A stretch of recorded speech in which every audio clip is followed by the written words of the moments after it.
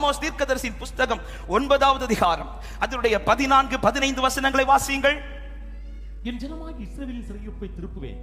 அவர்கள் பாழாத நகரங்களை கட்டி அவைகளில் குடியிருந்து திராட்சை தோட்டங்களை நாட்டி அவைகளுடைய பழரசத்தை குடித்து தோட்டங்களை உண்டாக்கி அவைகளின் கனிகளை புசிப்பார்கள். 15வது வசனத்தை கவனி. அவர்கள் தேசத்திலே நாட்டுவேன், நான் அவர்களுக்கு கொடுத்த தேசத்திலிருந்து அவர்கள் இனி பிடுங்கப்படுவதில்லை என்று உன் தேவனாகிய கர்த்தர் சொல்லுகிறார். அவர் வேல்யூ மட்டும் மாத்த சகோதர சகோதரி, திரும்ப ஒரு அடைக்கப்பட்ட சூழ்நிலையை உன் லைஃப்ல கர்த்தர் அனுமதிக்க மாட்டார். எத்தனை பேர் விசுவாசி? ஒரே ஒரு விசைதான், ஒரு தரம் தான் கர்த்தர் அடைப்பார். ஒரு தரம் தான் ஒரு சோதனை, மறு விசை கிடையாது. இந்த ஒரு தடவை தான். ஹalleluya. பக்கத்துல பார்த்து ஒருத்தங்க கை பிடிச்சு சொல்லுங்க, அடைக்கப்பட்டது ஒரு விசை தான் சொல்லுங்க. ஆமென். யோபுக்கு எல்லாமே இல்லாம ஆக்குறது ஒரு டைம் தான். ரெட்டிப்பாய் கொடுத்த போற வேதம் சொல்லுகிறது 4 தலைமுறைகளை கண்டு யோபு பூர்ண வயதுள்ளவனாய். அப்ப அந்த 4 தலைமுறைகள், ஒரு தலைமுறையில கண்ட அந்த இல்லாமையை அடுத்த 4 தலைமுறைகளுக்கு கர்த்தர் காண்பிக்கவில்லை. இனி நான் பிடுங்க மாட்டேனா? அன்பு சகோதரா சகோதரி, இந்த ஒரு விஷயம் தான் இந்த அடைக்கப்பட்ட அனுபவம். இதுக்கு பிறகு ஒன்னு வெளியில கொண்டு வரும்போது இனி நீ தீங்கை காணாதிருப்பா, இனி நீ பிடுங்கப்படுவதில்லை.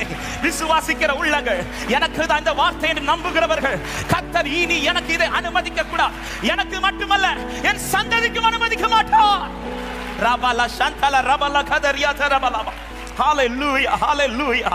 ஆமா, இனி உங்க லைஃப்ல உன் தலைவர்களுக்கு நீங்கள் சந்தித்த இந்த அடைக்கப்பட்ட சூழ்நிலை வரக்கூடாது என்பதற்காக. ஆமென். எத்தனை பெற்றோர் நம்புகிறீர்கள்? என்ன கர்த்தர் நடத்துற இந்த பாதை என் பிள்ளைக்கு கர்த்தர் அனுமதிக்க மாட்டார், என் பிள்ளைக்கு கர்த்தர் அனுமதிக்க மாட்டார். நம்புற பெற்றோரை வலது கரத்தை உயர்த்தி ஸ்தோத்திரங்களோடு, எனக்கு அனுமதிக்கப்பட்ட இந்த அடைக்கப்பட்ட சூழ்நிலை என் தலைமுறைக்கு அனுமதிக்கப்படாது. என்னை கர்த்தர் கொண்டு போகிற இந்த சூழ்நிலை என் தலைமுறைக்கு அனுமதிக்கப்படாது.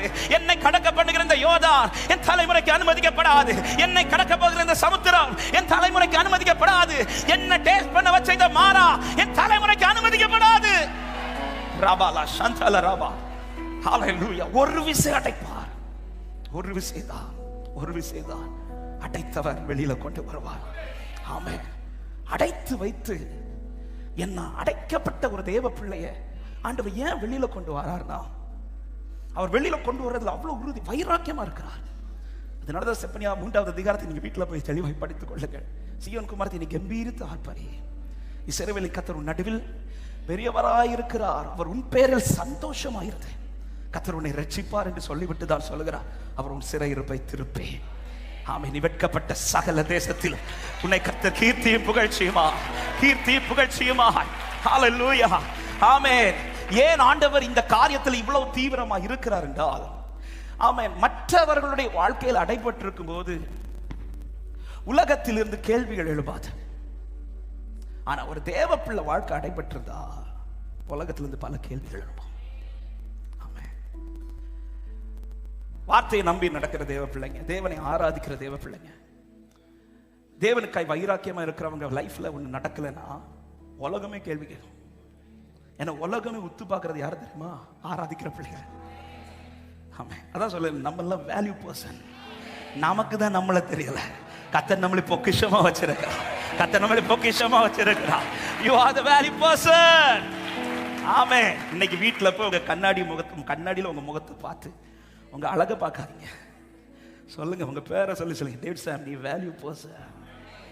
ஆமென். என்ன வீட்லயே யாரும் மதிக்கமா? வீட்டுல மதிக்கணும், அங்க மதிக்கிறான். என் வீடு இங்க கிடையாது, என் வீடு அங்கன்னு சொல்றான். ஹalleluya. ஆமென்.